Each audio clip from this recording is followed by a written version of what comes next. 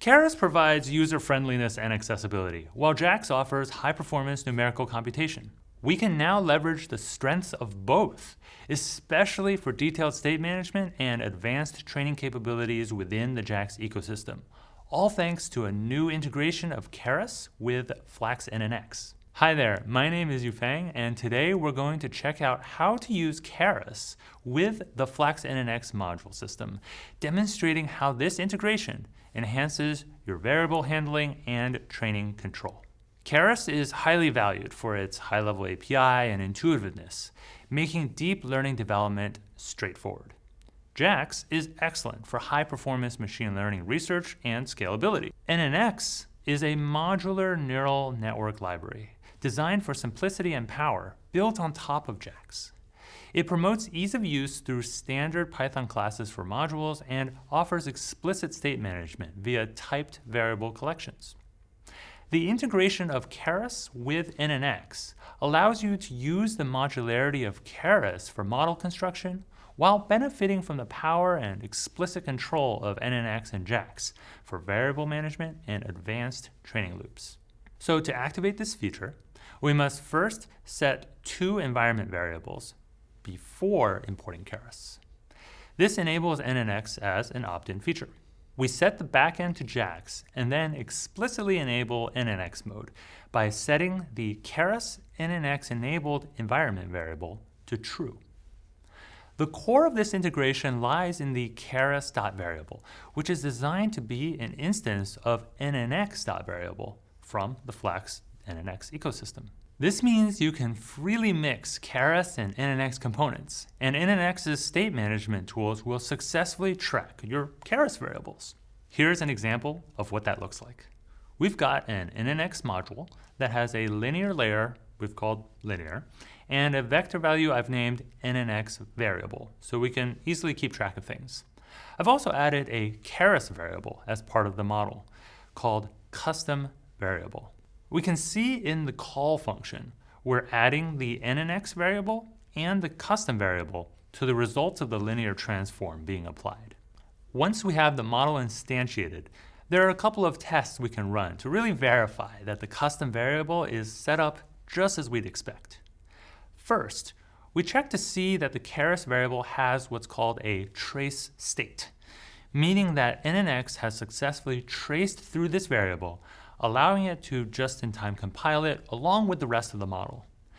We can do this by confirming that it has the attribute trace state. Second, we want to make sure that NNX is counting this variable among all the variables it's aware of, using NNX.variables. This shows all the variables that NNX is tracking, and indeed, we do see that our custom variable is listed. Third and finally, let's confirm that the variable's value can be accessed directly by NNX.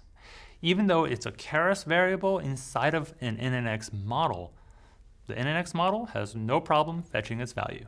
Hopefully, I've convinced you by now that Keras.variable is successfully integrated with NNX, allowing Keras state and NNX state to coexist seamlessly.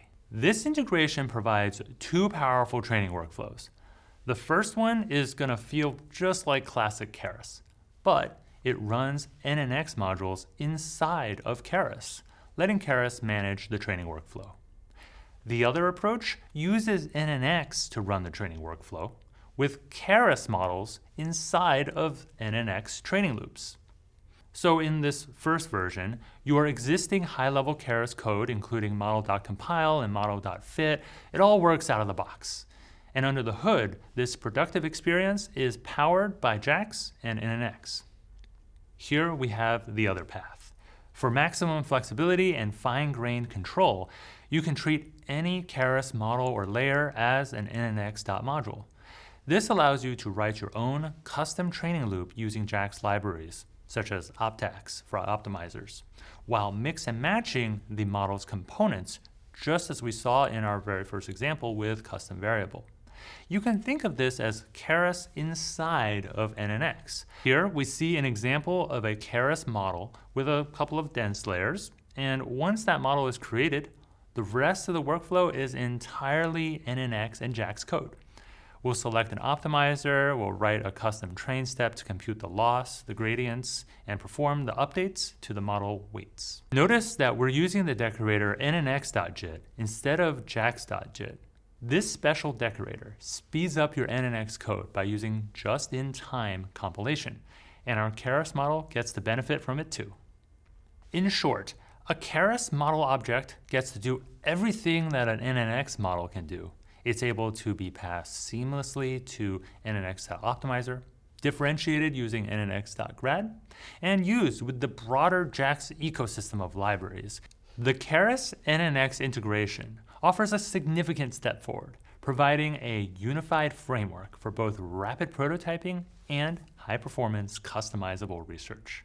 You can leverage the entire JAX ecosystem, including nnx.jit and libraries like Optax, while still using familiar Keras APIs like model.fit and model.save. The code shown today was an adapted sample of a complete guide on the keras.io website.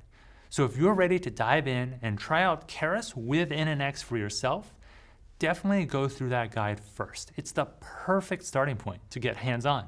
So what are you going to be building with Keras along with the NNX backend? Share your thoughts in the comments below. Remember, for the complete guide and code examples, hit up that link in the description. Thanks for watching, and I'll catch you in the next one.